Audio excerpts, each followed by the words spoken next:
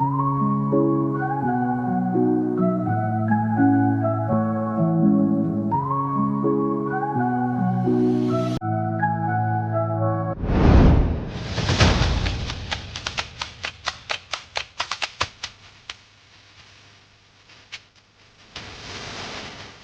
are listening to the Roberta Glass True Crime Report, putting the true back in true crime.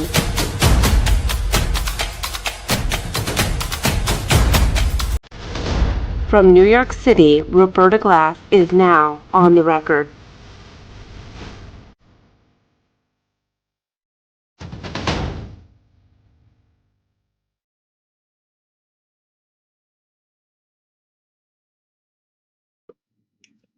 Okay, how is everybody? Hello, Blue River. Hello, John Smith. Hello, Jennifer Ray.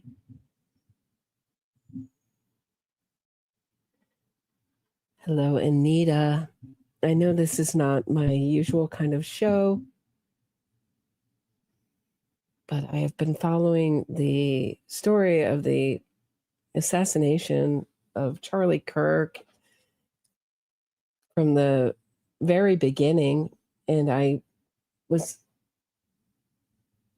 very suspicious, and I thought that it was probably someone connected or radicalized by Antifa, because I have come face to face with them, and they're a scary group who seem to want to silence those who don't agree with them. So I had come across them at a rally in New York for women's rights, and they had just shut down the entire event.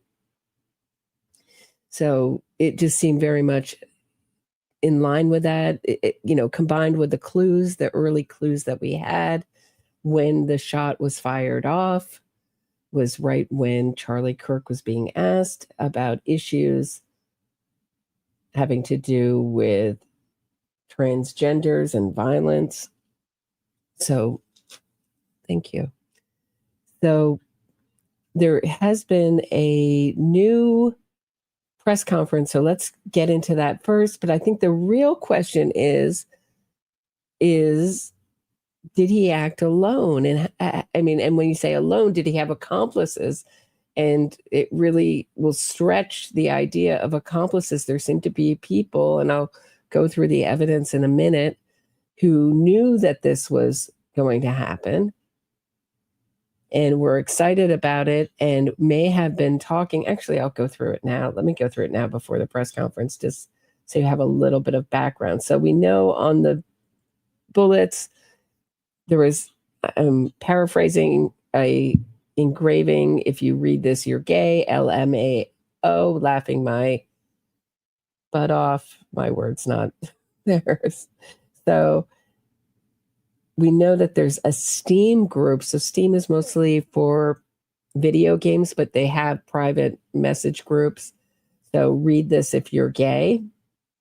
And people have been, online sleuths have been following the people in that group and their social media, so that we know that we've seen one saying, "We effing did it," afterwards, celebrating. Another one before, Charles James Kirk, Mr. College Dropout. This is beforehand, before September 10th, does not know what's coming tomorrow. So this is September 9th. Be ready. This isn't a threat, it's a promise. So we saw things like that and more. Things like, "I'll plead the fifth," from people in that group. So I would get, if I had to guess, I would think that he had a whole host of help in this. So that's my guess on this. But I would doubt we're going to see. I think it's going to be a really hard thing to bring a case of, it's like online accomplices. So what kind of evidence are you going to find? We know that he was given the scope. and people say it wasn't a $2,000 scope, but who gave him the scope? Is that going to be considered some kind of accessory accomplice? That's going to be interesting. If I had to guess, I would think that we're not going to see any arrests, but I'm certainly very suspicious of the emails or the text messages between him and his roommate or lover who was taking hormones to try to look like the other sex. And certainly that it's a very awkward, we're going to go through it in the other press conference, but it's a very awkward, unbelievable exchange between the two. And the whole timeline of events seems to not support the fact that what's written in the text messages. We'll talk about it more when we watch some of the press conference from the charging press conference. But here's the sheriff's office did a press conference today. Let's take a look at it together. Mostly what he wants people to know is that Tyler Robinson, the alleged assassin's father, is not a retired sheriff who put him in handcuffs and brought him in. I thought that was pretty clear, but apparently there is a Matt Robinson who works in the sheriff's office, has been getting a lot of harassment. Let's take a listen. He's currently a deputy with the sheriff's office, and he physically put handcuffs on his son, the suspect, and brought him into jail. That's completely false. It just so happens that Tyler's father is Matt Robinson. There was some information about a retired deputy. So somehow that got blurred in the media. And I want to make sure that we're walking that back as best we can, because Matt Robinson, my retired deputy, has been been harassed. He's had to leave his house at this point. So whatever you can do to help walk that back, I'd appreciate it. His family would appreciate that. So getting into the details. So obviously we knew Charlie Kirk was assassinated at UVU in the afternoon. About a 33-hour manhunt ensued, and I was winding down for the evening. And at exactly 8:02 on the 11th, I received a call from a friend of mine who happens to be a retired detective that worked for me for many years. I didn't put that out there initially. I wanted to protect that individual as much as possible. Unfortunately, in the court documents, which is standard, he was referenced as a retired Washington County deputy. So I didn't put that out there. It was in the court docs. I was trying to protect even that information and just saying retired law enforcement in general. So I get a call from my friend, and his said, "Hey, how you doing?" Good. And it's not, he's been retired a few years. We'll call each other. It's not unusual for me to get a call from him or vice versa. And at 8:02 p.m., he calls me. Hey, I can tell his voice is kind of shaky. So my first thought is, who died? Like who's he going to tell me that died? And then I couldn't fathom what actually came out of his mouth. So he said, "Hey, I know who Charlie Kirk shooter is. I know the family through religious association, and he's in Washington County now, and we're working on trying to get him to come in voluntarily." During that phone call, some information was provided about. So Tyler Robinson's parents are registered Republicans. So the media, or mainstream media, has been really pushing out the idea that the son has the exact same politics as the parents. Like it's never happened in a family that the son has different politics than the parents, or that the son would rebel from the parents, especially in Utah. The roommate is a former Mormon, an ex-Mormon, and he says that his parents totally discarded him when he came out, or that he wanted to transition, whatever that means.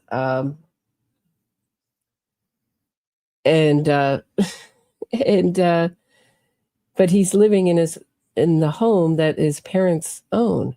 So it's a little fib, a little online fib by the roommate got exposed, but the roommate says he had no idea that this was happening, even though the text messages, they say, go back and forth. They say that, well, you know, those bullets I was engraving, like, what is it? It's like knitting at night is the same as, like, you know, someone's engraving bullets in your home and you don't ask what's going on.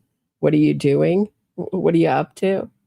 It's odd. It's odd. These text messages are so odd, which is, it may just be, the answer may be just that they're odd people and that there may be nothing more to it.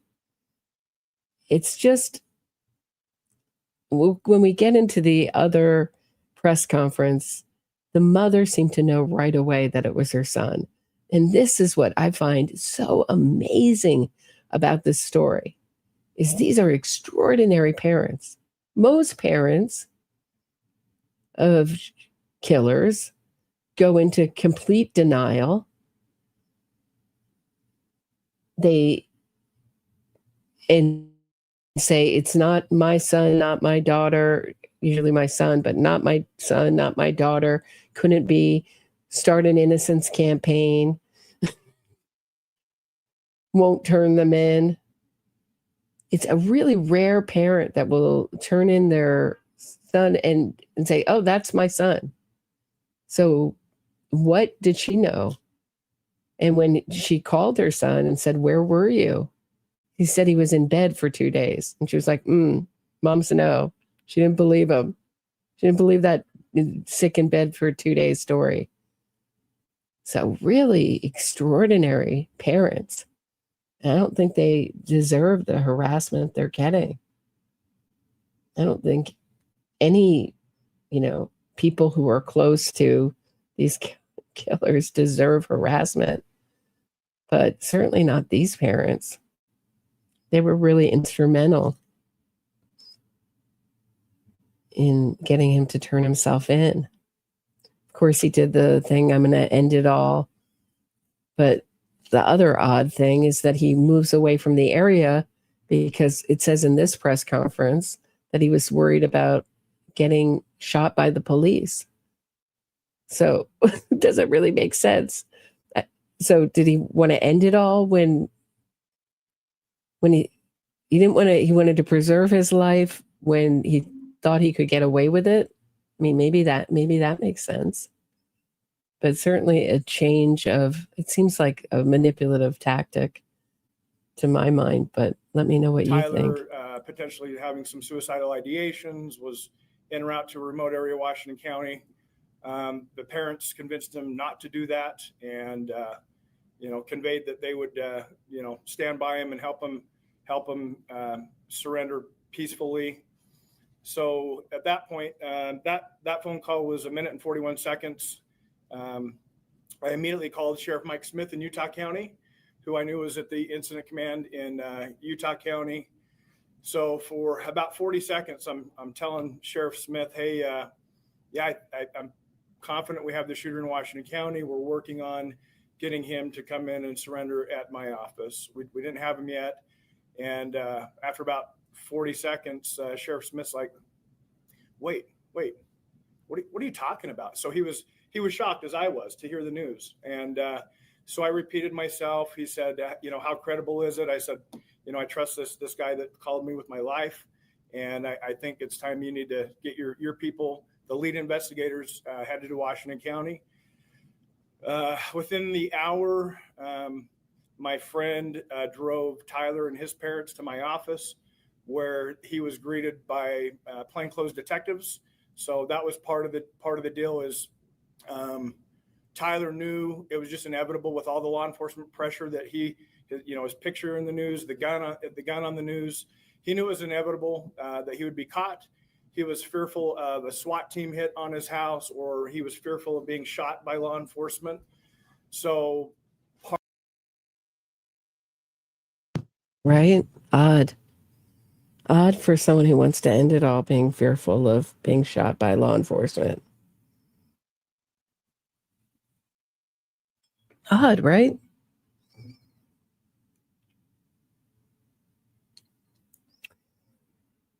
Also, the gun was a gift from his grandfather, and he knew it would be recognized, and he thought his father would be looking for it,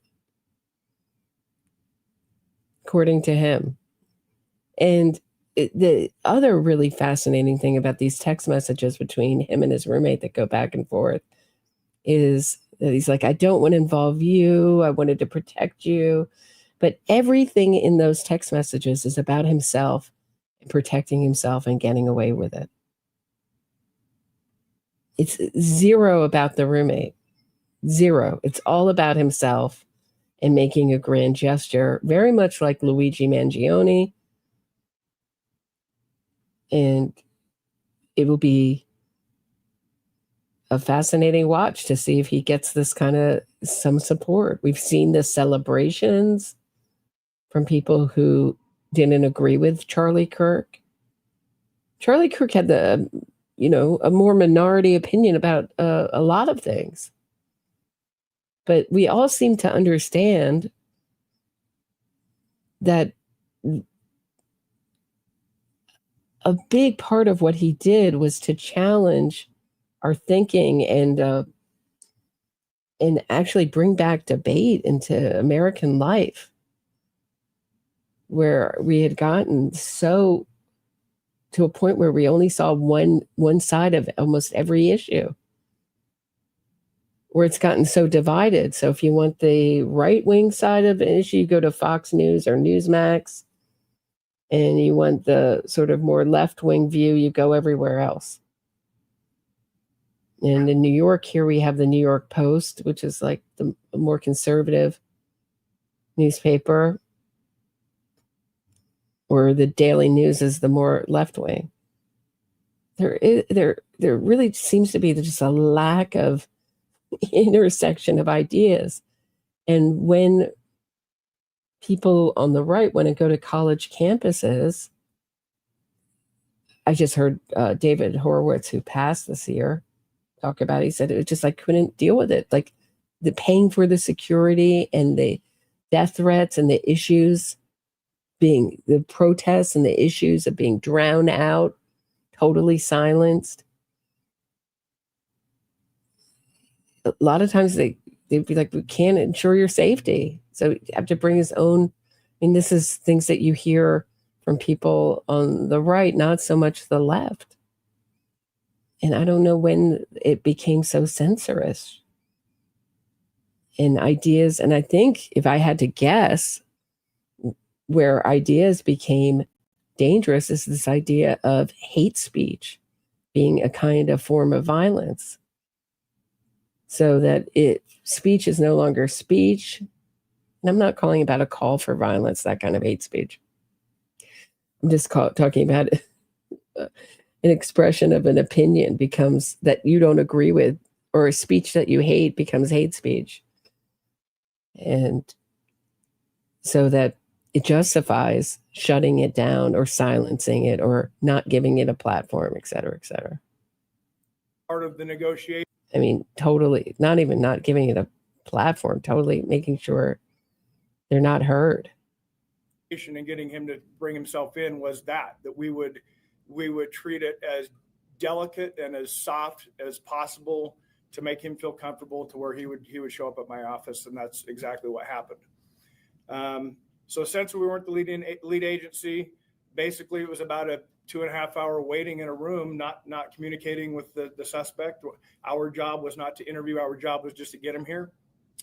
So after about 2.5 hours, we ended up getting federal agents and state agents in, and some of my detectives were asked to go out into the community and secure 2 locations. So the parents' home and the apartment that Tyler was living in, along with the vehicle that Tyler was likely driving up at UVU. So we know he got rid of his clothes. There's also, I thought this press conference was a fascinating watch. It's very long, so I've started at about 13 minutes in. So mainly the facts that are really out in the public domain that we know just about the shooting, et cetera, I moved past, and they're they're charging him, looking for the death penalty in his case. And in Utah, they have death by firing squad. So they are throwing on the maximum charges that they can get, including witness intimidation. So when he told he wrote a note to his roommate saying, I'm off to kill Charlie Kirk. This is what I don't understand about the text messages. Maybe I have the timeline incorrect. Maybe this note was never seen by the roommate. But if you get a note saying, I'm off to eliminate Charlie Kirk off the face of the earth, and then that happens in the state that you're living nearby, would you don't suspect the person that you're supposed to be living with? But then the text messages are like, what? I thought they got the guy. And the guy that originally, this is another fascinating little fact in this, the man that we all thought was the shooter because he stood up after it and said, I did it. Now, is he connected to any of these Steam Facebook groups? He's been recently arrested for CP.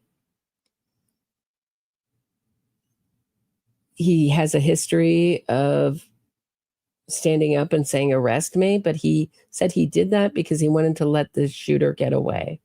So is he an oddball character that just threw himself into the story, or was he part of a plan? That's a real mystery in this. Who knows? Just odd. Let me know what you think about him. You've looked into that guy. Description as he also has been critical of Mormons too, which I find interesting. So you have the roommate who's an ex-Mormon, who's very critical of the Mormon church, and then you have this guy who stood up and got arrested at the scene, and you can see that the arresting officer in the video of his arrest is really skeptical. He says, well, he said he did it, but I'm not sure about this, as he's hauling him off. Not sure we got the right guy here. So is that guy just a guy who spontaneously had an idea to help the shooter out at the time? And what was his issue with Charlie Kirk? I mean, or was he into these? We know also that the roommate, we'll get more into the roommate in a second, but was into furry community, kind of kink. And so was Tyler Robinson. Was he part of that? So we know that he has some perversions. Was he part of? I don't know. Is he on Steam? Is he in this Steam group, or is it just a coincidence? follows.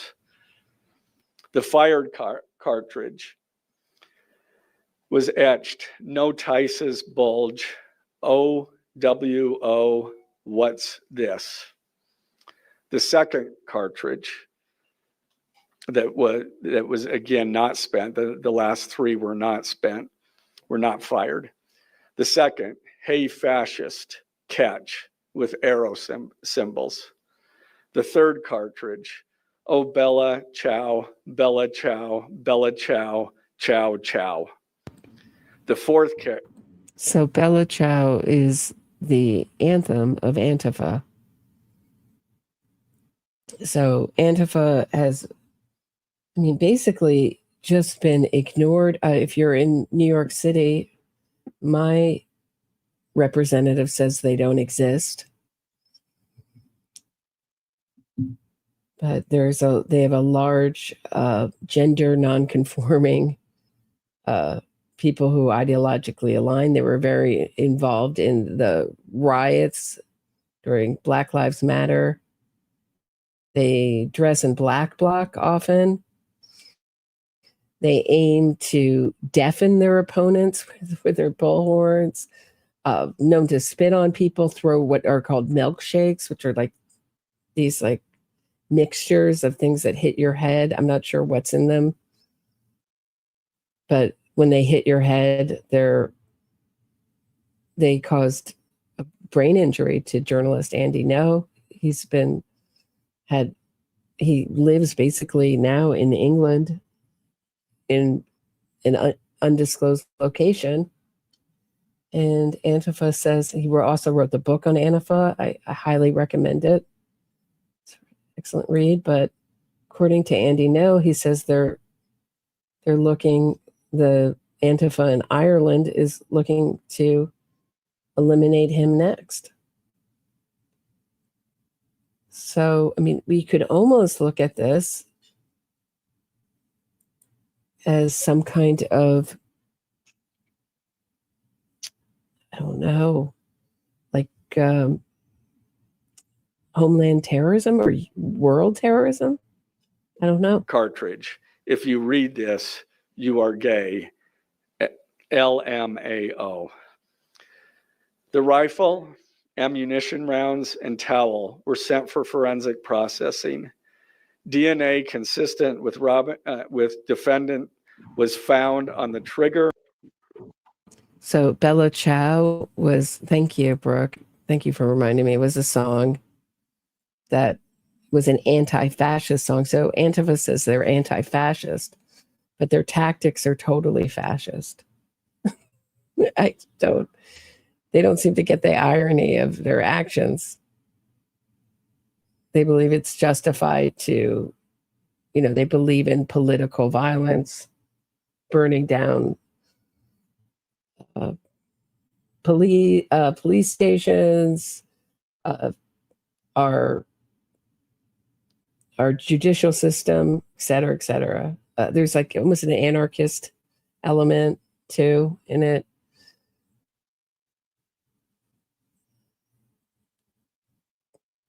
But there's just been a complete blackout in the press, except for Andy No, who's like the one journalist who's really covering it regularly and consistently with any kind of, with their violence or their court cases or their arrests. Other parts of the rifle, the fired cartridge casing, 2 of the 3 unfired cartridges, and the towel. Law enforcement was unable to immediately locate the shooter, so they published photos of the shooter from the UVU surveillance cameras and asked for the public's help to identify him. Meanwhile, law enforcement continued to try to identify the shooter through other means. The Washington County investigation. On the evening of September 11th, 2025, as law enforcement continued their investigation, Tyler James Robinson went to the Washington County Sheriff's Office with his parents and a family friend to turn himself in. Robinson's mother stated that the following to police. On September 11th, 2025, the day after the shooting, Robinson's mother saw the photo of the shooter in the news and thought the shooter looked like her son. Robinson's mother called her son and asked him where he was. He said he was at home sick and that he had also been at homesick on September 10th. Robinson's. So he's just convalescing at home. Mom's no. Mom was like, don't think so. Sure looks like you. And they remarked on his gait too. Just the way he moved was unique. Mother expressed concern to her husband that the suspect shooter looked like Robinson. Robinson's father agreed. Robinson's mother explained that over the last year or so, Robinson had become more political and had started to lean more to the left, becoming more pro-gay and trans rights oriented. She stated that Robinson began to date his roommate, a biological male who was transitioning genders. This resulted in several discussions with family members, but especially between Robinson and his father, who have very different political views. In one conversation before the shooting, Robinson mentioned that Charlie Kirk would be holding an event at UVU, which Robinson said was a stupid venue for the event. Robinson accused Kirk of spreading hate. Robinson's father reported that when his wife showed him the surveillance image of the suspected shooter in the news, he agreed that it looked like their son. He also believed that the Hey, dystopian deep dives. I don't know. Let me throw out, if you want to come on, if you want to come on and talk about this with me, let me just throw out the link in the chat. Hold on one second. Doop-a-doo. But was Robinson Mormon? That's what I was trying to figure out, or is it just the roommate?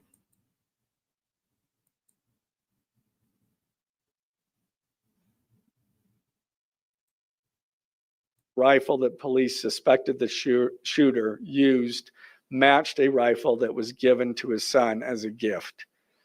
As a result, Robinson's father contacted his son and asked him to send a photo of the rifle.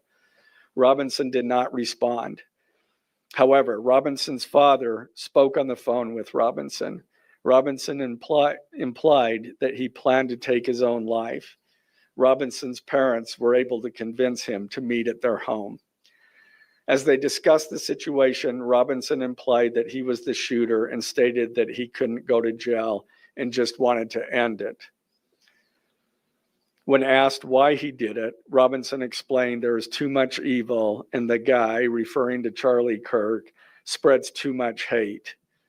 They talked about Robinson turning himself in and convinced Robinson to speak with a family friend who is a retired deputy sheriff. Okay, so we're sort of tailed. Hey, dystopian deep dives. How are you? Good. How's it going? Good. So is Robinson a Mormon too? Yeah, I believe his whole family is Mormon, from what I've read. I'm just shocked that this is so rare that you see a family turning in a killer. It is strange. It's strange that, he didn't immediately do like death by cop or something like that. I'm surprised they caught him. Well, don't you find that odd that he says he's worried about death by cop, but then he's telling his family Well, I think he's like a total psychopathic narcissist, so. Me too.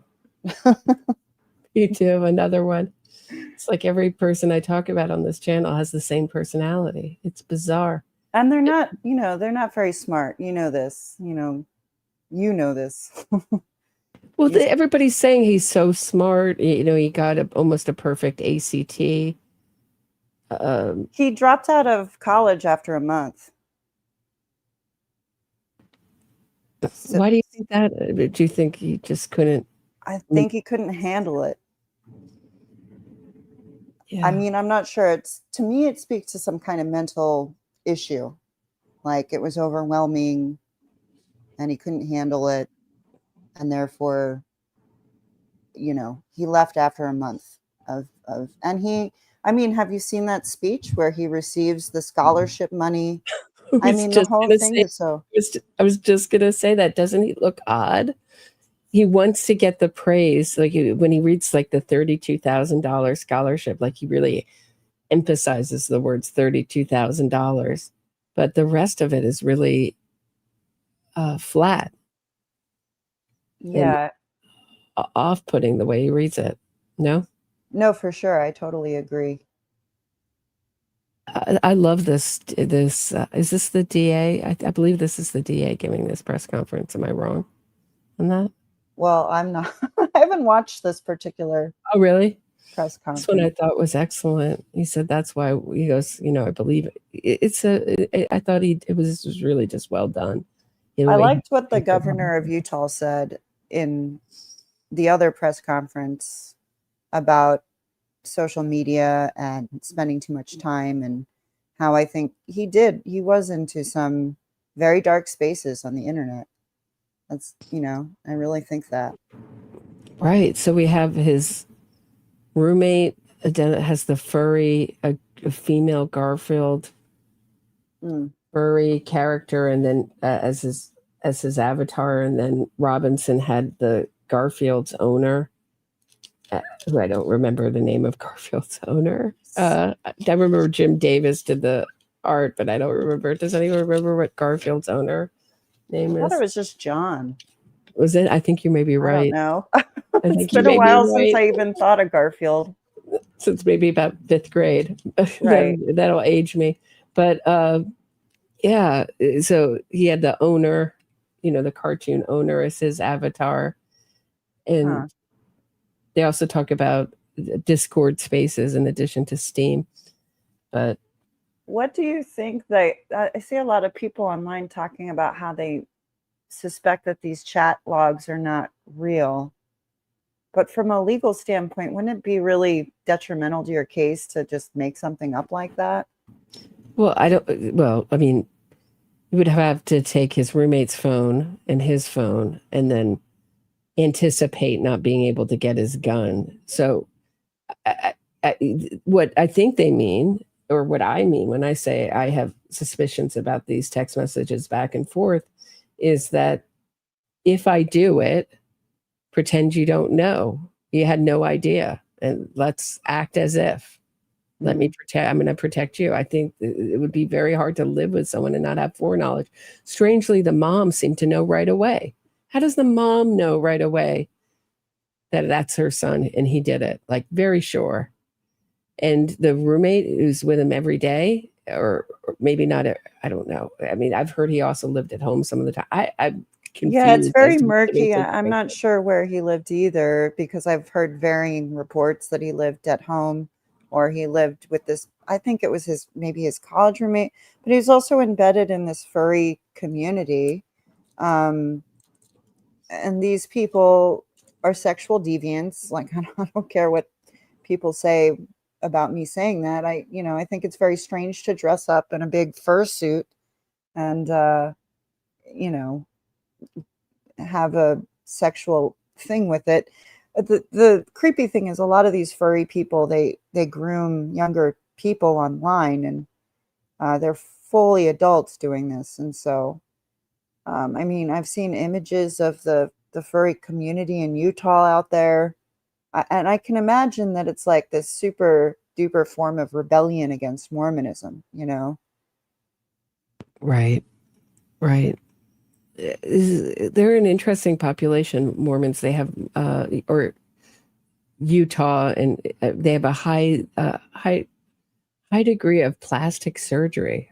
So they're very aware of how they look, to the outside, a little bit like Scientology. I'm not, just in that they want to blend into the culture and appear well to the, because they're aware that there's a lot of dislike for their religion. So they want to appear, make the best appearance. I don't know. You could say that there's a lot of narcissism in it. Maybe, I don't know. But they also have a very high degree of giving to charities too in Utah. So it's a and law enforcement. A lot of them are involved in law enforcement, are involved in the FBI.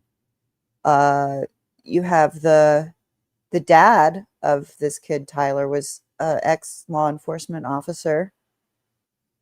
It's all very weird. Was he though? Was he? Because I don't know if you came in late, but they just debunked the idea that he was the sheriff. So that was the friend. So the sheriff that brought him in was the friend of the family.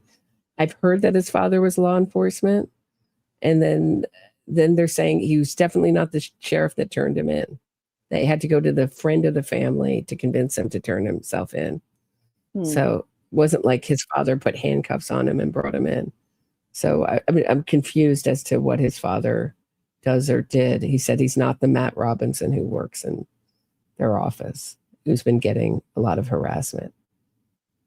It's just curious because, I talk about innocence fraud, and there's so many of these parents that lead these innocence fraud campaigns.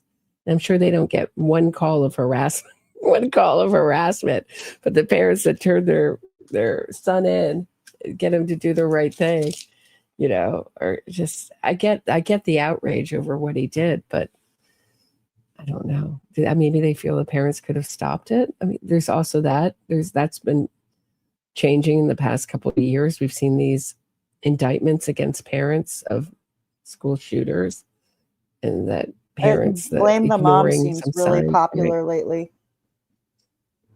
Mm. Like with the Minneapolis Yeah, shooter, I mean, they really wanted to blame that woman. And then again, you know, Andy there was on the scene to debunk that. I honestly like fear for Andy right now. me too. He did. I mean, he was right on. I mean, he was right out with this full investigation into the roommate within days of the assassination. I mean, this excellent piece on No Comment on his Substack. We'll go through it in a second, but you want to watch a little bit more of this? Go for it.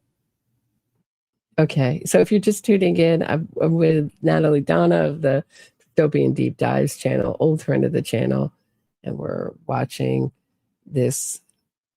I think this is the DA's press conference, the charging press conference of Charlie Kirk's accused assassin. At Robinson's father's request, the family friend met with Robinson and his parents and convinced Robinson to turn himself in. The family friend spoke to police and reported telling Robinson that it would be best if he brought all evidence with him to the sheriff's office to avoid police having to search his parents' home. The friend also asked Robinson if he had any clothes that were related to what he did. Robinson replied that he had disposed of the clothes in different areas. The roommate. Police interviewed Robinson's roommate, a biological male who was involved in a romantic relationship with Robinson. The roommate told police that the roommate received messages from Robinson about the shooting, and he did provide those messages to police. On September 10th, 2025, the roommate received a text message from Robinson which said, "Drop what you're doing. Look under my keyboard." The roommate looked under the keyboard and found a note that stated, quote, "I had the opportunity to take out Charlie Kirk, and I'm going to take it." Police found a photograph of this note. The following text exchange, then took place. After reading the note, the roommate responded, "What? You're joking, right?" Robinson, "I am still okay, my love, but am stuck in Orem for a little while longer yet. Shouldn't be long until I can come home, but I gotta grab my rifle still. To be honest, I had hoped to keep this secret till I died of old age. I am sorry to involve you." Roommate, "You weren't the one who did it, right?"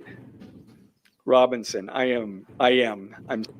So these are these text messages that sound so stifled.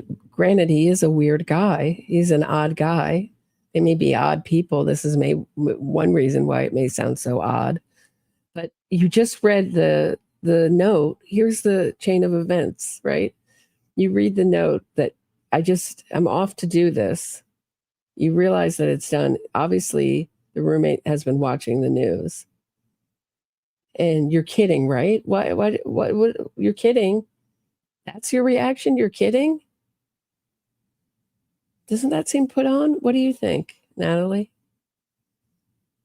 I honestly do not know what to make of any of these text messages or notes, or I to speculate, and this is just speculation, I think they probably were all talking about it somewhere online, and maybe this wasn't so surprising. Like maybe they really hated Charlie Kirk because they saw Charlie Kirk as this person that was hateful of their lifestyle. But that's also a fabrication of the media. When you watch Charlie Kirk's debates on campuses, he's very level with people. He doesn't disrespect people. I didn't feel like Charlie Kirk was very hateful. He was just had certain ideas that other people didn't agree with. And we live in America. We should be able to do that.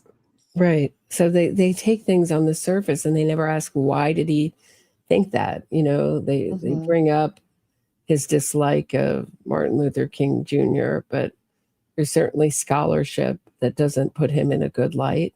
You know, we've talked about that privately, I think. Yep. So, you know, people don't ask the reason. I mean, I think you can say you can separate his work from the person. I mean, there's been lots of disappointing people who've done great things or had great movements who've been privately disappointing. Let's put it that way. So here's, I don't know if you saw this, Natalie, but there were in this STEAM group, they were writing stuff. People who were in this STEAM group with Robinson were writing things before Kirk's assassination, like Charles James Kirk, Mr. College Dropout, does not know what's coming tomorrow, be ready.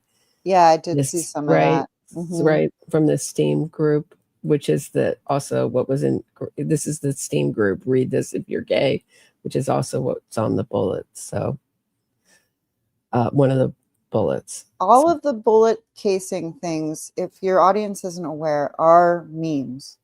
All of them, every single one. It points to a kid who is spending way too much time on the internet. Like, I'm not sure if you guys are aware of the furry meme, this notices bulges, OWO, what's this? That's an old meme from like 2014. And it's actually kind of anti-furry, so it's weird that he would write it. And then you have the hey fascists catch, and you have those arrows. That's a command in a video game that he would play to drop a bomb. So it's sort of like a mic drop. That's how I interpreted it. We already talked about the oh Bella Ciao thing. And then I don't, you know, if you read this, you're gay. That's just like weird edgelord internet meme culture to me. So that's just my comment on all of his That's memes. coincidentally the name of a STEAM private group that he was in, that where they seem to be, they said they're looking at 20 plus people who could be considered accomplices. Yeah. And I think this will be one of these cases that will be, if they bring charges, which I don't think they will, realistically. Just my sense. Usually DAs like to bring overwhelming slam dunk cases. And I think any case where someone's just and you're right, he existed on the internet. So you're going to just prove that someone knew or someone was talking about it. I don't know if you're going to get a conviction there. I don't know. Maybe there's more evidence. Like I said before, the scope was given to him. That's been going. That's at least a rumor. I don't know if that's been confirmed. So if it's someone on the internet who gave him that scope, and that would be the best case, I think. Something physical and tactile that was given to aid this assassination could be considered. But the idea of bringing 15 or 20 people on accomplices charges, I don't know, or accessory charges, I don't know. I think it's far-fetched. As much as, you know. Well, they even just had. Oh, sorry. They even had the Luigi Mangione. Did you see? Like they dropped it down to what, like manslaughter or something? They dropped the 2. So we only have second-degree murder in New York. So I thought that charge stood. Am I wrong on that? I thought they just dropped. Maybe I'm wrong. I don't know. It's all Twitter stuff. Right. I may be wrong. I may have to catch up on it. But so we only have second-degree murder in New York. It has to be, you have to kill like a law enforcement officer, or you have to kill a witness to get first-degree murder in New York. So they changed that. So everything's being changed to sort of, you can still get a pretty hefty sentence with a second-degree charge, but things have been changed, I believe, in our sentencing. So they want to make our system more like Europe, where we don't have these long sentences for murder anymore. You do 20 years and you're out. I mean, there's people who are pushing to get rid of Fetterman, John Fetterman, who seems to be beloved now by the Republicans, has been pushing to get rid of life without parole for anyone, because he thinks that killers are like your grandfather and like Morgan Freeman in The Shawshank Redemption. That's literally what he said. It's the most unbelievable interview. And this is before he was injured. So you just they're pushing, they all think that these killers are just little guys who got caught up in the system and free them. And it's inhumane to do more than 20 years. Meanwhile, the victim's family is doing a life sentence of grief. There is no parole for them. So let's continue on. I think these are the text messages I think are pretty fascinating. Roommate, I thought they caught the person. Robinson, no, they grabbed some crazy old dude, then interrogated someone in similar clothing. I had planned to grab my rifle from my drop point shortly after, but most of that side of town got locked down. It's quiet, almost enough to get out, but there's one vehicle lingering. Roommate, why? Robinson, why did I do it? Roommate, yeah. Robinson, I had enough of his hatred. Some hate can't be negotiated out. If I am able to grab my rifle unseen, I will have left no evidence. Going to attempt to So it's not hateful to go and assassinate someone, apparently, if you don't agree with them. It doesn't sound like he's saying that hate speech is literally violence. Well, that's what they think. They think that words are violence because, I think it allows them to distance themselves from any kind of moral responsibility. And as we've seen with the Luigi Mangione situation, it creates a folk hero, basically. He's now a folk hero to these people. And as long as you murder the right person, then you're fine. It's sick. Right. If they have a job you just disagree with. I know I was on Instagram and there was this artist who did a picture of Luigi Mangione, from the bottom up, looking sort of like the Obama sort of, from the great leader, how Obama, that photograph was used, forgetting the artist who did it, that was used in this campaign. But this person had done a portrait of Luigi Mangione, sort of from the chin up, sort of looking forward into the, the great masses, their great leader. And the comments were mind blowing. I think there was for every one person who was disgusted by it, there were about 2,000 supportive comments. That was wild. And he got a huge bunch of support. Mark Agnefello's wife and Mark Agnefello too, who represented Keith Raniere, the NXIVM guru, is representing Luigi Mangione. I don't know if you knew that, Natalie. I think I did hear that. Wow.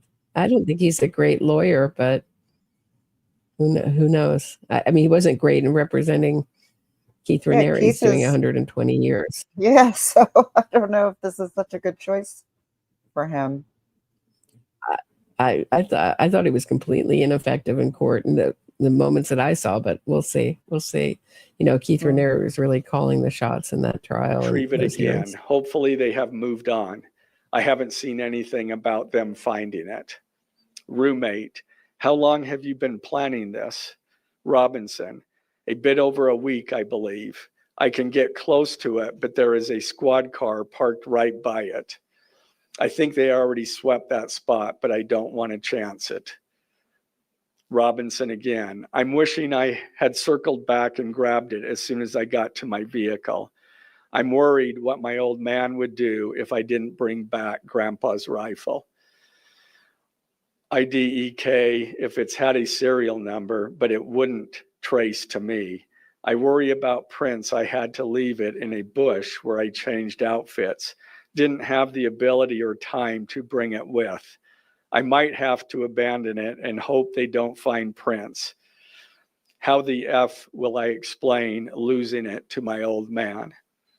Only thing I left was the rifle wrapped in a towel. I thought that was fascinating too. I don't know how to explain I lost this rifle to my father. It's like he's asking his roommate. I thought, is that roommate a practiced liar? Is he asking for advice on what a story to make up on how he lost this rifle? Seemed like it to me. It wasn't his grandfather's rifle too. Like, it seems like a family I heard heirloom. it was. Yeah, I heard it was a gift. Does anyone know what they're worth? Those It's like a rifles? Mauser, right? I don't know anything about it. Isn't that also what shot JFK? Oh no, that was a Concarno, whatever, Italian crappy. Yeah, never mind. Remember how I was engraving bullets? The F in messages are mostly a big meme. If I see notice bulge UWU on Fox News, I might have a stroke, all right. I'm going to have to leave it. That really effing sucks.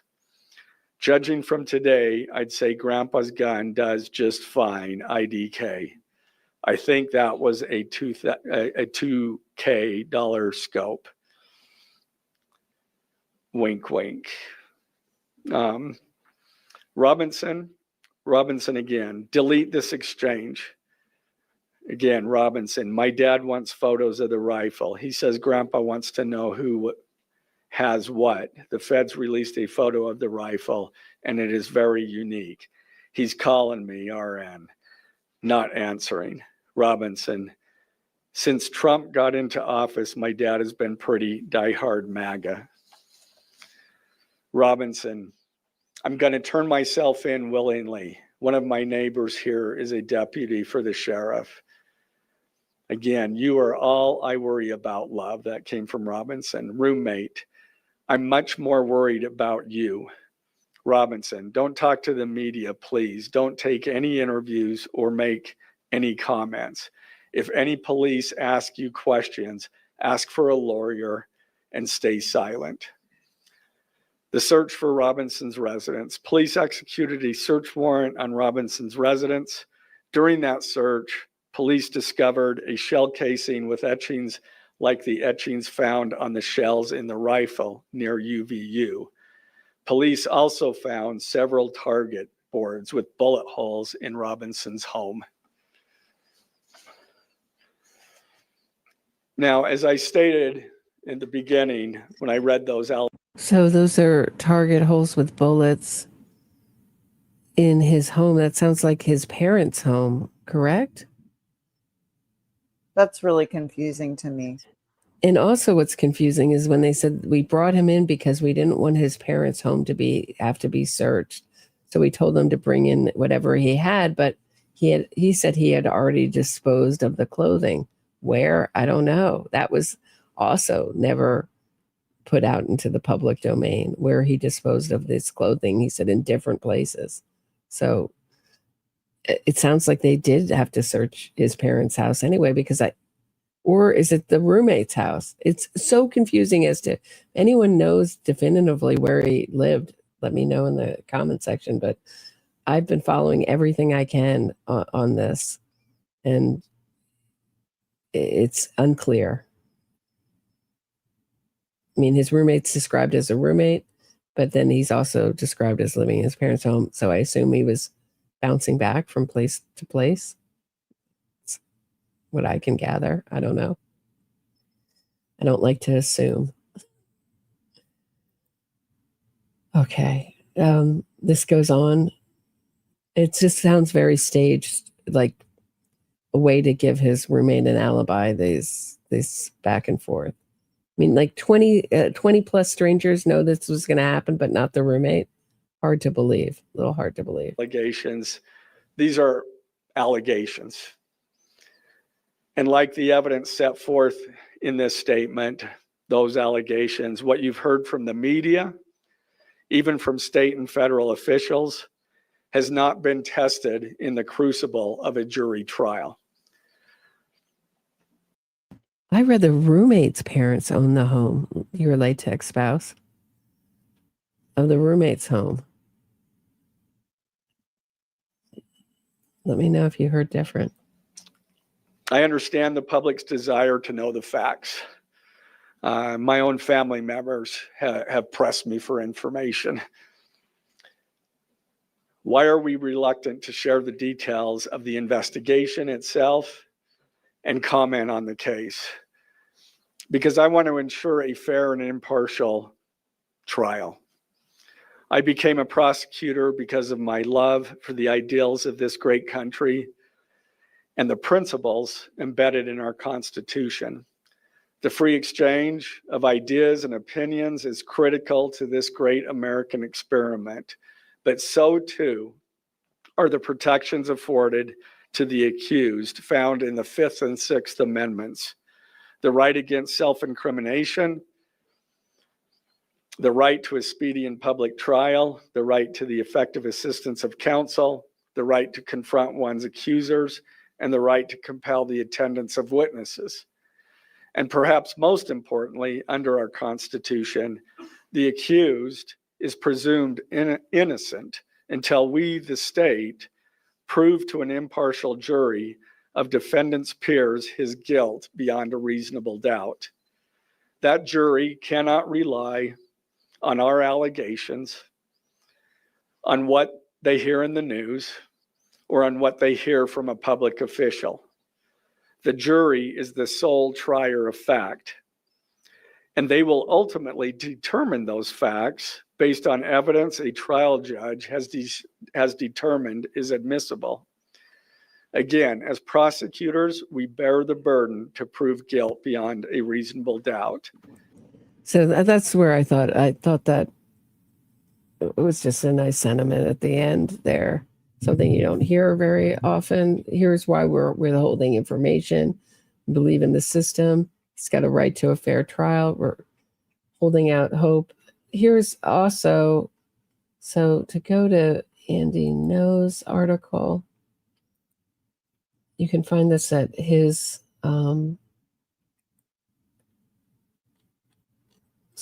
no comment, his website. I said Substack, excuse me.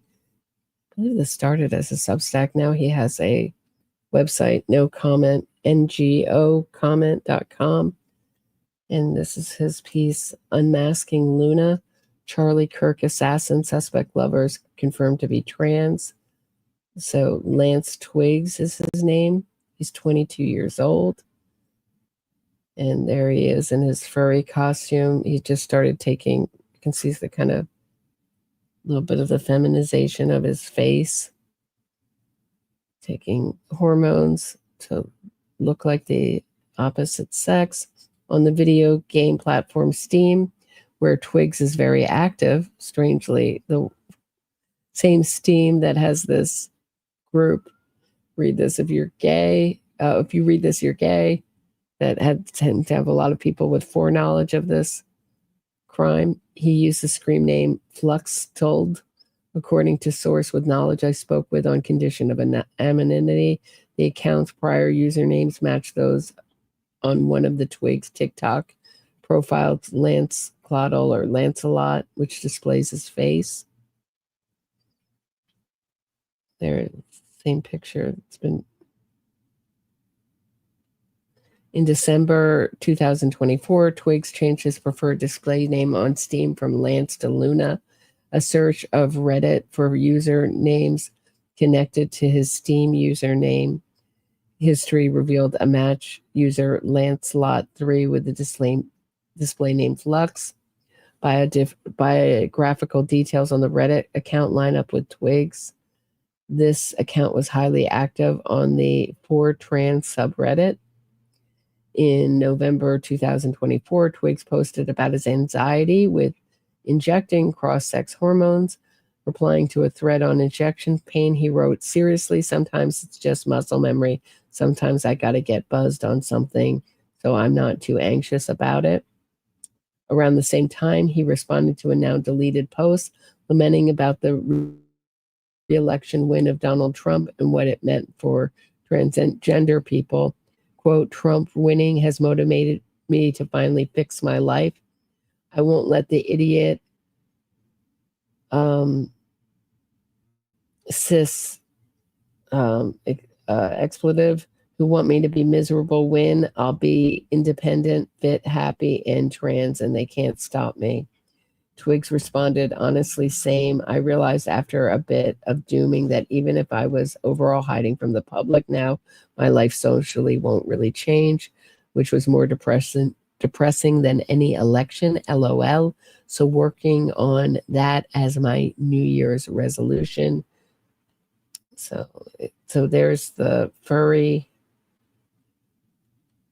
Twigs has Instagram has a locked Instagram account that features a cartoon of a female Garfield furry. The New York Times reported that Robinson Discord's avatar was of the human owner of Garfield. Twigs raised in a devout Mormon family, but said he left the faith. On the ex-Christian subreddit, he claimed he was expelled from his family home after refusing spiritual help.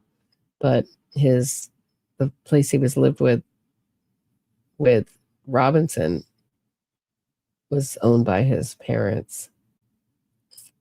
So Twig here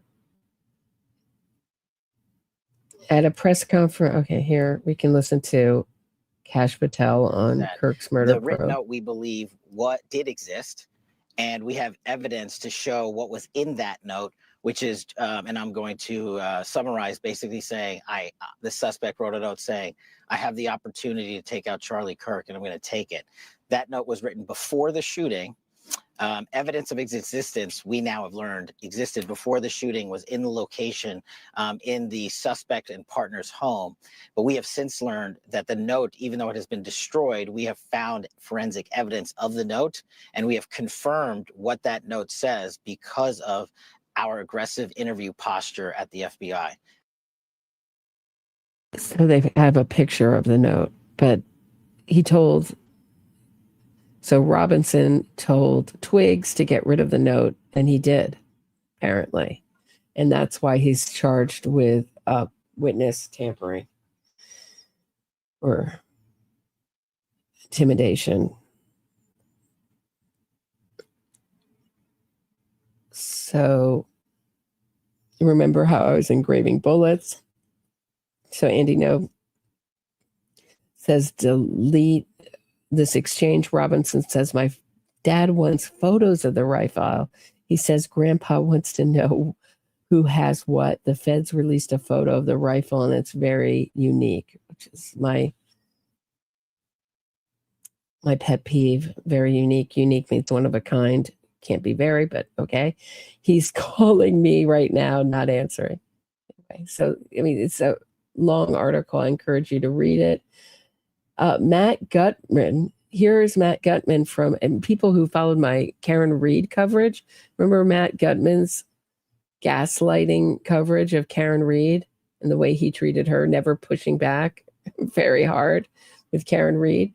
Now he's swooning over the text messages of a alleged killer Robinson here. We have Take a seen listen. An alleged murder with such specific text messages about the alleged murder weapon, where it was hidden, how it was placed, what was on it, but also it was very touching in a way that I think many of us didn't expect. A very intimate portrait into this relationship between the suspect's roommate and the suspect himself, with him Very touching what he's talking about almost 100% of the time, how he can get away with a crime and worrying about covering his tracks. Yeah, I saw this He guy says, and "My I was love like, oh, wins." I was like, let's feel bad for these. It's that narrative, right? Where they want us to feel so bad for these people. Right. Never the victim's family. I mean, Charlie Kirk, I mean, they said, well, his message was terrible. His, if you didn't No agree one- with his politics, it seems like they want to justify this somehow. Yeah, and I mean, what happened was a man who believed in free speech was shot on a college campus in front of his wife and children. That's what happened. So I don't feel bad for this kid at all. I mean, you can Right. say all sorts of things, like his frontal lobe is not fully formed, like because he's only a young kid, and The blah, brain blah. overclaim syndrome. Brain overclaim syndrome. I mean, yes, your brain isn't fully formed, but they love to push that to the max as an excuse Yeah. for any kind. I mean, strangely, we have tons of people that age not committing violence with unformed, fully formed brains. Right. Yeah. Yeah, it's sick. I saw this guy. What is this? ABC, CBS? Matt Gutman. Yeah. And I was just, oh, it's the classic, like, let's feel bad for this killer kind of thing. So I'm winding down with what I have. Is there anything else? Oh, I guess there's also, I just thought that was there anything on that Fox story that was particularly that you wanted me to share that was particularly more in depth than what? Oh, no, I anything just, else shared? I think some people, what's upsetting to me, like my thoughts on this is that, I'm a teacher and I have like 11-year-old kids who saw this video of Charlie Kirk. And, they were all talking about it at school. And, this might be an unpopular opinion, but like, I feel like these platforms, this is sort of just a tangent, but like these platforms have to do something where, I mean, I didn't want to see that video. I'm like sitting here scrolling, and this is one of the things I see, and I'm like, I think it's collectively traumatizing an entire populace right now. And the reactions to it on, I mean, the so-called left or whatever they are equally as appalling. But like maybe we need some censorship on these platforms, or at least a warning, like a blurred out thing, like this post is going to contain a violent image. Like I would maybe have appreciated that. you I know, told my boyfriend, said, I want to see it. I said, are you sure you want to see it? Because I saw it just as you did scrolling. yeah, it I made me wish sick. Yeah, me too. And It's I like also instantly knew that it was done. I was like, oh God, he's, yeah. Actually, I have one more thing I wanted to share with Mm. my audience and you, which is a short interview I thought was with Andy No, who's been following Antifa since the beginning, literally wrote the book on Antifa. Seems to be the only journalist who is following them. And we know that he was radicalized by this ideology. They threw one of their concrete milkshakes at him. Right, and gave him permanent brain damage from it. Mm-hmm. That, you could see it was really, luckily the brain is somewhat elastic, but really struggling in the early interviews. So here's his interview about it, and just about the coverage of this story. And we have people like, I believe Jimmy Kimmel came out and said this was a right-wing guy because his parents were right-wing. Oh, there's definitely at least, I mean, I think there are a myriad of realities depending on what you're looking at on the internet. There are at least now two realities, right? We have the people who watch the mainstream media, the TV, they believe everything these stupid comedians say. And then we have the actual reality. Maybe three, right? Actual reality, right-wing reality, left-wing reality. I don't know. It's just wild to me that they can go on TV and like make this crap up, because they were trying to say he was a groyper, right? They were trying to say he was like a Nick Fuentes fan. If people in your audience don't know what that is, like, God bless you. Thank goodness you don't know. Like, you don't want to know these things. I don't want to know these things anymore. I wish I didn't. I have like a perverse fascination with this stuff. But so they were saying, yeah, like he's a groyper. He's the right wing.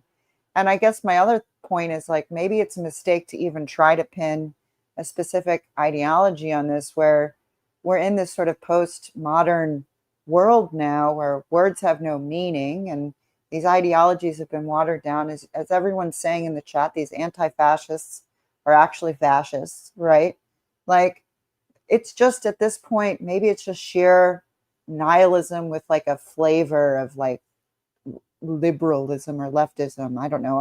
I consider myself a classical liberal, and I'm like horrified by these people. Mhm. So Yeah, it's horrifying. And then and then I was listening. I guess I just like was very quickly on something on the Emmys. I mean, ever since the Emmys stood up and gave a standing ovation to the Central Park Five, you know, I refuse. I don't even want to watch coverage of the Emmys, but somehow I just heard a little bit about how Stephen Colbert's show was losing. It was something like, forgive me because this is just from my memory, something like $60 million a year. I mean, how did that show go on for so long? I mean, it'll show you that it was just useful as a propaganda. That was pure propaganda. Then what else is it? I mean, the whole point of creating a TV show is to make money.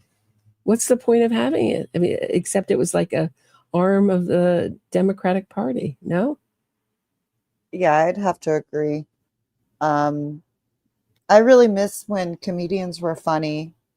And I miss not knowing anything about celebrities and their opinions. I don't want to know. Let me just watch the movie and not know what you think about anything. Just like push them in a closet. I don't know who's telling them to do this too. It's like no one wants to hear what you have to say about this. Or I mean, I guess some people do, but I'd rather just watch a movie pleasantly ignorant of their opinions on things. Someone said it was 40 million in the chat.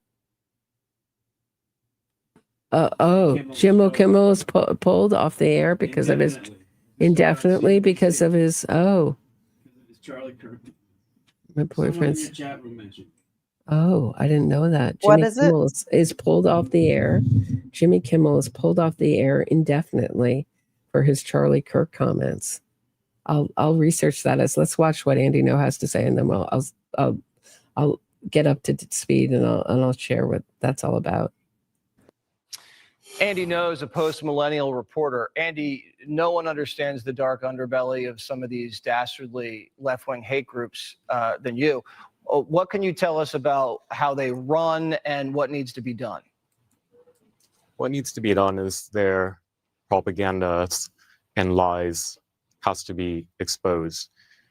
I hope that it's been eye-opening for the public to see the bloodlust that exists, not just on the fringe left, obviously, but also on the mainstream left in the aftermath of this assassination.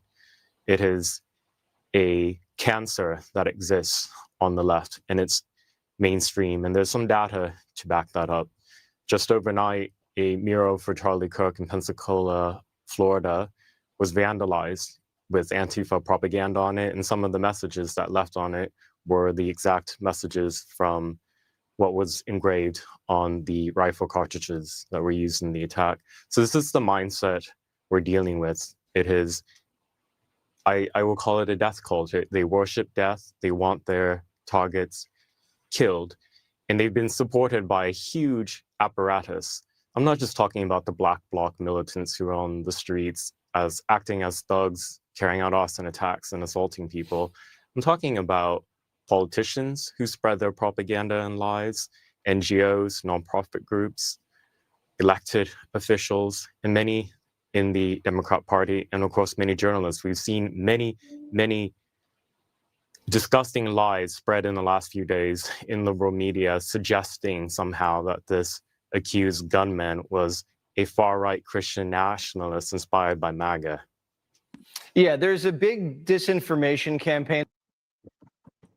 Okay, so speaking of that disinformation campaign, that's exactly why Jimmy Kimmel got pulled for making remarks like that. So here, the network action just came out and pulled it indefinitely. Kimmel's original comments were as followed, quote, "We've hit some new lows over the weekend with the MAGA gang desperately trying to characterize this kid is in his 20s. It's like the Menendez brothers, the boys, this kid who murdered Charlie Kirk as anything other than one of them and doing everything they can to score political points from it." I mean, do you feel that anyone scored political points? I think Andy No's point in this is like, can we just have some acknowledgement and not a whitewashing of when there is political violence from this side of the fence? No? That's what I hear. I mean, yeah, I think it would be great if we could actually just face reality for what it is, and these people wouldn't put their. So he's actually been let go. I guess the lawyers probably were like, "Oh no." That's what I feel like probably happened Because behind the Trump scenes says there. he's going to prosecute. I mean, this kind of, I don't know. Through the FCC. I'm curious about the legal angle of that, how that works exactly, because it certainly doesn't seem to matter what you say about in true crime. The true crime or mainstream media's true crime reporting is so inaccurate, so wildly inaccurate. It would be great to see some kind of accountability for that, but that seems to never come. Maybe the lawyers at, what is it? NBC? I don't know what channel he's on. Maybe they are just actually really good lawyers. And the legal team was like, I don't think this is great for us. But he's at the there's a lot more money to be lost. Coincidentally, he's at the same outfit as Matt Gutman, ABC. Okay, this is a very short interview. Let's just try to watch the rest of it. We got a minute left. I thought it was pretty succinct and on target. By the legacy media to both sides of the issue and raise questions about this assassin's left-wing credentials. But we've exposed it and debunked it, and no one's paying attention to these people anymore. The trans movement, that movement, some of it has gone underground and has become fiercely militaristic. What needs to be done there? What can you tell us about that?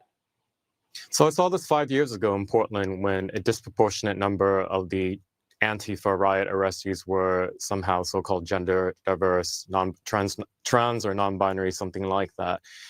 And they don't hide their extremism. If you go to any of their rallies, you look at the activist groups and the type of placards and signs and chants that they say, they threaten to kill people if their agenda is not followed through. And they have this perception, and they say it, that there's a trans genocide going on. So when you have this lie that's been mainstreamed by trans activists, coupled with the fact that there is a disproportionate amount of mental health comorbidities, and many of them are sociopathic, you have this explosive situation potentially of like what happened here, and unfortunately has happened other times in recent years. Yeah, probably not a good idea to tell isolated and mentally ill. I mean, we never have a discussion of psychopathy. He's using the word sociopath. I mean, potato, but we never have a full discussion of it. Thank you, Jennifer Ray, for bringing Air Dry for bringing it up. I appreciate it in the chat. The Jimmy Kimmel stuff, I didn't know about it, but we never get any kind of discussion. Like, we certainly see it in true crime community, a lot of dark and disordered people wandering around, very much on display in the Karen Reed, people with Karen Reed case, supporters, many of them with personality disorders. Many killer supporters have dark personalities or personality disorders. So that was Andy Knows. So final wrap-up comments. I think we've done it. Natalie? Yeah, I think if anyone's interested, also, like, there's a whole chapter in Salt Lake City, Utah, called Armed Queers, and that's something that, like, I've seen on Twitter where they're they're these sort of violent leftists who believe that violence is the only answer and they have to arm themselves. I mean, with the trans stuff, for me, it's kind of speculation at this point, but if there's an entire group of people on the left who think that words are violence and that it's justified to do violence against words, then, we have a problem. And the call is like coming from inside the house, And I'm very worried about America and its future. And this whole thing was just so shocking for me, but also not at the same time, because they've been, if it is indeed like, I'm hesitant to be like trans, but if it is, their rhetoric has been violent. As someone who's spoken out against it myself in public, their rhetoric has been violent for over a decade now. They had T-shirts with guns on them, that say things like "protect trans kids," because they truly believe that there's some kind of genocide against them. I mean, again, these words don't mean it. Like, what do you mean, a genocide? It's just, yeah, it's shocking and upsetting. And I think if anyone believes in a higher power in this chat, they should pray for Andy No, for sure, because I think he definitely has a target on his back. And we shouldn't live in a country where you can't disagree with people in public. I guess those are my final thoughts.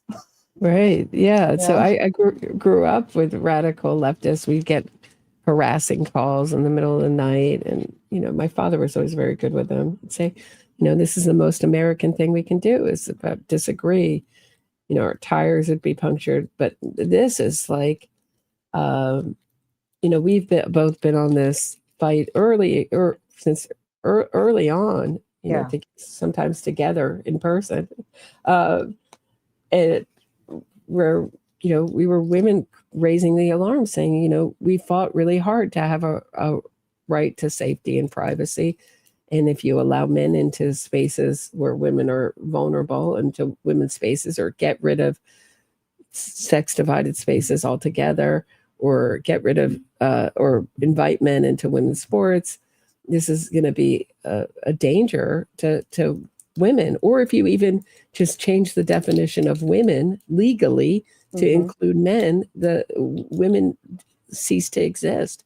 So, so these early meetings that we went to, sometimes, it couldn't be announced publicly. Yes, they were like secret meetings. Right. It's true. And the rally that I went to, that I referenced in the beginning of this episode, that brought me face to face with Antifa, it was the Let Women Speak rally in front of the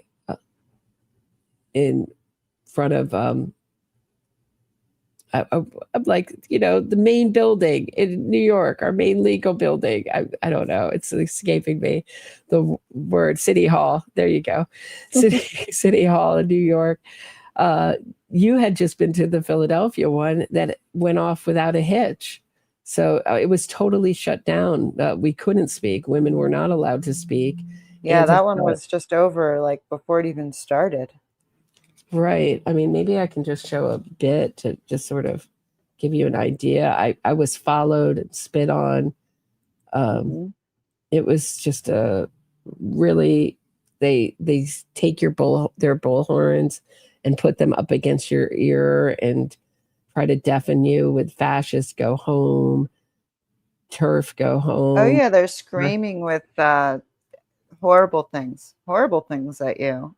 I don't know how. So I don't know if your audience is familiar with Kelly and her work over there in the UK, but I don't know how she does that all the time. I did it one time and I felt like I was going to throw up. So, right. Terrifying. These people are scary. Absolutely. And then we were called far right. Trans advocate. It was called by the AM New York, "Trans Advocates Battle Far Right Protesters." So what happened was we were supposed to meet in front of City Hall. I arrived 10 minutes early, and Antifa had arrived beforehand, flooded the streets, and women were not allowed to. Kelly J. Keene Mitchell was not even allowed to attend her, get into her own event. So they had a few women behind a barricade, And I asked one police officer very nicely, then I asked another one. They said, we can't let you behind the barricade. So I'm out with Antifa. Oh. And so the police were basically given instructions to shut this down before it even happened. Here's some shots of it. These are the willing cause and good soldiers of the United Nations. This is what the United Nations. So that is Antifa being pushing up against the police. Also, let me see if I can find even like a better, more. In Philadelphia, they had them all blocked off. So in Philadelphia, they did that near the Liberty Bell, which is like a huge plaza. And I was there painfully early. So I kind of saw everything like being set up. And we were like in this sort of like closed off square. But what had happened in Philadelphia, which was scary, was they followed us while we were talking about meeting up afterwards, right? We did our thing, we said our speeches, and meanwhile they're screaming, death to us kind of thing. And we're like, 10 women were there, maybe tops. And so what happened was someone had followed us and they figured out where they were going to meet up afterwards. Like they were going to meet up at this bar. Sorry, hold on 1 second. Yeah. I just wanted the visual while this is, so people could get a sense. Of what this is what was happening. But in Philadelphia, it was a lot less. There's a smaller group, let's say in Philly, a smaller group of people, and it was a lot more contained. And the National Park Service, because it was on a national park grounds, was there also with us. And so I think it was a lot better for us in Philly. But they followed us to a bar, and then the bar wouldn't serve. I was actually sitting outside because I had walked over there, but the bar wouldn't serve Kelly and the rest of the people. And I saw them get kicked out of the bar. I was like waiting across the street because I didn't know where they were actually going to end up. But that's how scary these people are. They'll stalk you, they'll follow you, and they'll disrupt anything that you have to say, even if it's like, hey, we don't want you to give hormones to children. It's crazy. Right. And so someone brought her flute, and there's, so it's not just men or men who identify as women. It's also women who are, in Antifa. So you see one woman here pushing up against the police against the barricades. They'd spit on the police. They're really, so when this came out that Charlie Kirk was shot, I had a feeling that it might be connected to this group right away. Same. Because they're just so, you get the feeling of such violence and such danger when you're around them. I was just coming off of researching the Minneapolis shooter. So I was sort of like, okay, here we go again.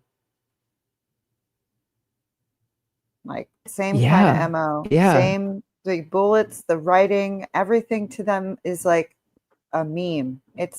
I don't know what's happening, but I just try to say what kind of, they can't really say what kind of rights they don't have. They can use the bathroom, just, and in New York, they can use any bathroom they want, in many places all over the country, they're totally invited into women's spaces, often invited into women's sports. They can't say what exactly rights that they don't have.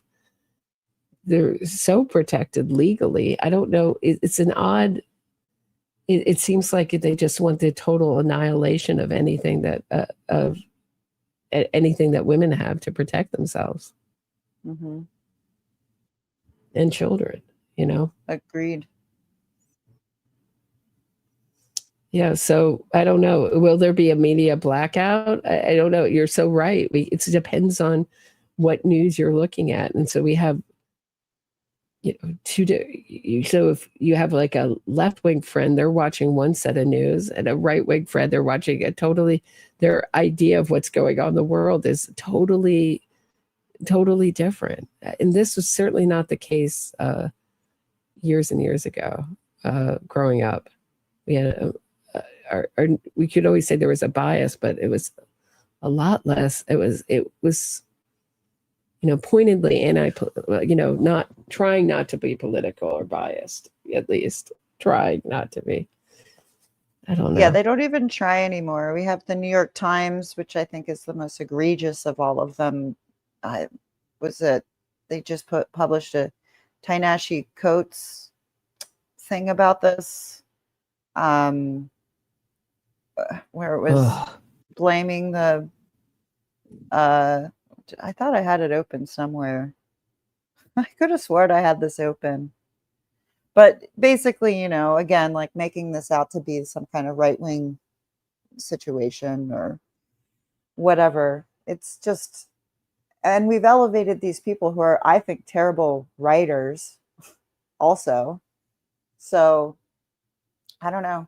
I don't have anything else to say, though. I've been looking at this. It was horrible to see that.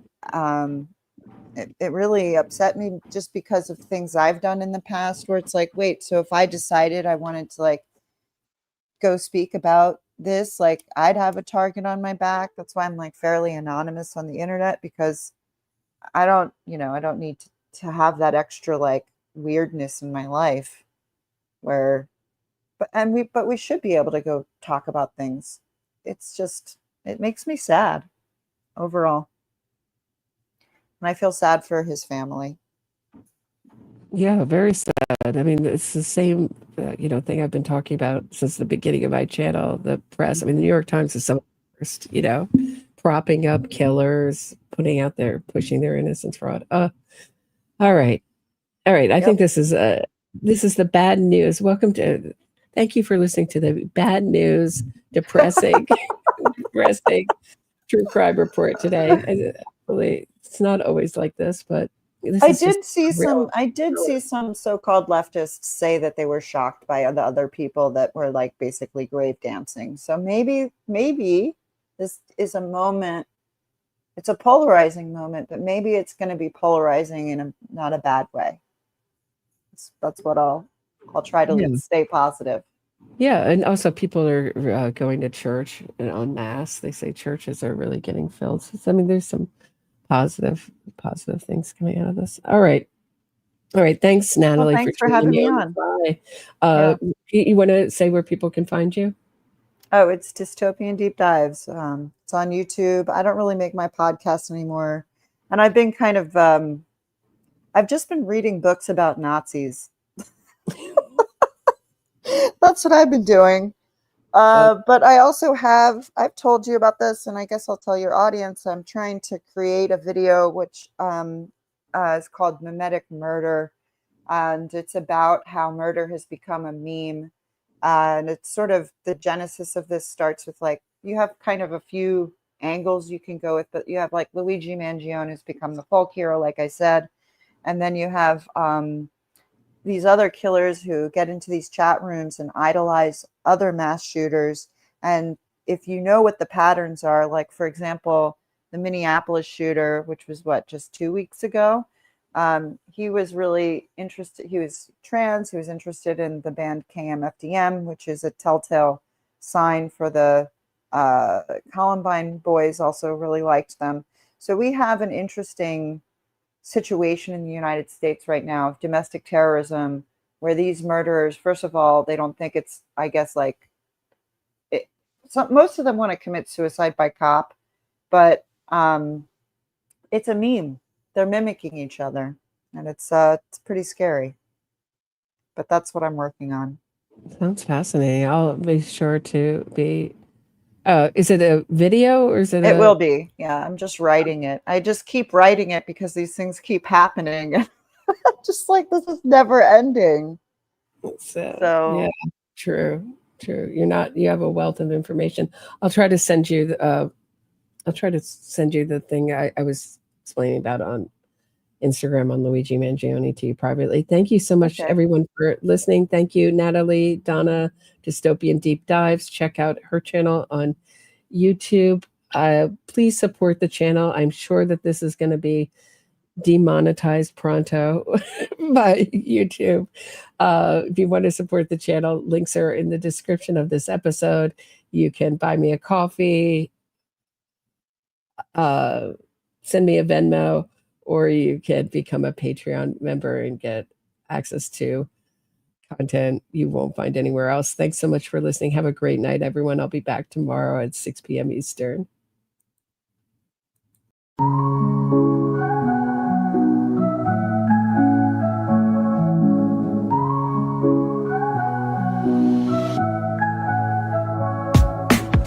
Mic check, Roberta strides through the static haze. True crime Gotham where the shadows play their plays. Fraudsters fold when a spotlight beams. Fact focused queen busting propaganda schemes. Glass shatter lies echoes through the streets. Standing for victims, giving voice their beats. NYC Post, truth sharp as night. Roberta exposing she's the anti-fraud light.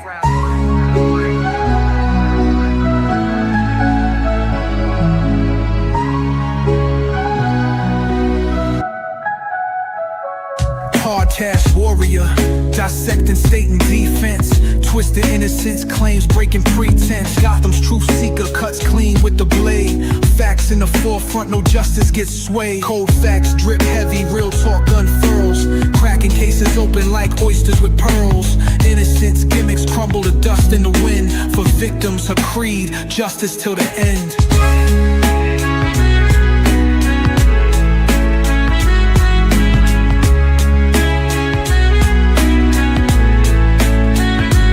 Headphones blazing, she drops heavy artillery. Narratives twisted, meet blunt object civility. Roberta got receipts that unravel the ploy. Exposing the lies these fraudsters deploy. Glass shatters lies, echoes through the streets. Standing for victims, giving voice their beats. NYC Post, truth sharp as night. Roberta exposing she's the anti-fraud light.